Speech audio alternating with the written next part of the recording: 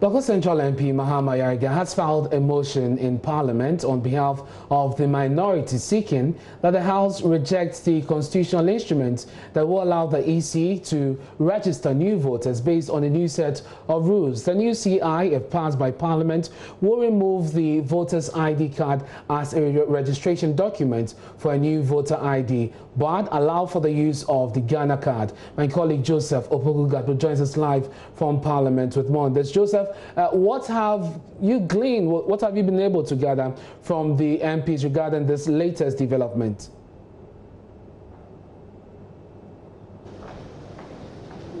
Well, Joseph, if you can hear me, what do you know as far as this move is concerned? We know that the minority would want this withdrawn. Tell us more about this as you're learning.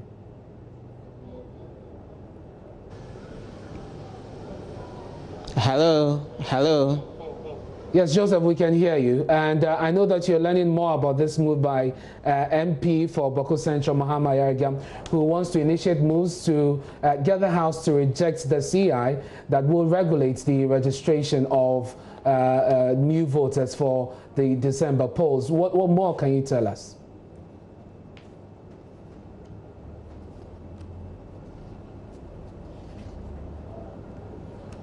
This is actually a document that Mr. Ayariga filed on behalf of the minority here in Parliament, including the leadership. So it has the support of not just it's not just something made by Mr. Ayariga, but it's something that has the support of virtually the entire minority.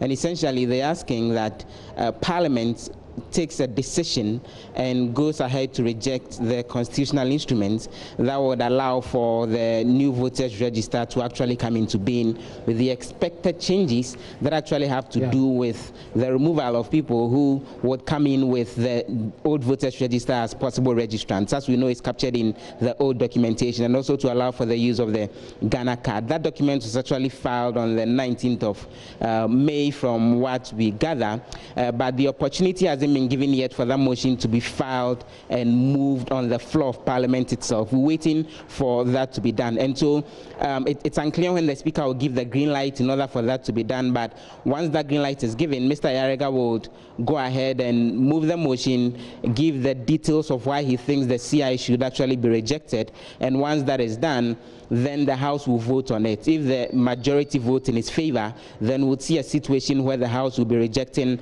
this particular CI. If they vote against it, then the CI will go ahead and mature. Now, this is looking very interesting because we have a situation where the committee, which is actually deliberating on this, the Subsidiary Legislation Committee, is expected to come to Parliament with its report in about worst case scenario the next 3 weeks or so, because the CI is supposed to mature after 21 continuous sitting days. It crossed about 10 days already, that's today, and is left with about 11 more days for it to mature. So it looks like the minority MPs are going ahead of even when that report is expected on the floor of Parliament. We're waiting to see whether today or probably tomorrow the Speaker will give the green light for Mr. Ayariga to move this motion on the floor of the House.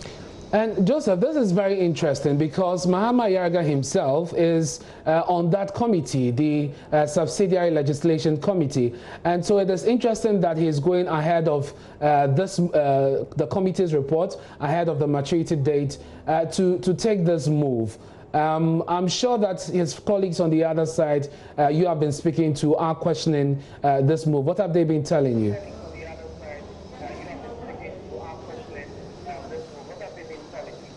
In fact, Mr. Ayariga used to be the chairman of that particular committee, the Subsidiary Legislation Committee, until sometime last year when he was removed for Dominic Ayeni, Dr. Dominic Ayeni, the MP for Bolgatanga East, to take over as the chairman of that particular committee. Well, for those on the majority side, they think this is something that will not actually fly in terms of it getting the necessary backing of more than 2/3 of all the members of Parliament in order for it to get the necessary approval. But everyone says they're just holding on because even at the level of the Speaker of Parliament, the decision hasn't been taken yet to allow for him to move this motion. So everyone is just keeping a cross finger for that day to come, and then the various arguments will be made. Well, Joseph, what more can you tell us about proceedings in Parliament today?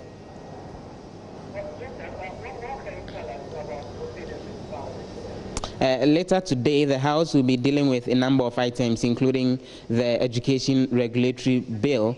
This is actually a bill that will see some changes to the body that undertakes the governing of education in the country, and it's merging a number of institutions together, including the National Accreditations Board, to form that particular education regulatory institution. It's one of the several education-related bills that are currently before the House for the necessary consideration, and the House will be spending quite some time dealing with that later today, even as they deal with other items, including some loan facilities that we understand will be laid on the floor of the House for the necessary approval.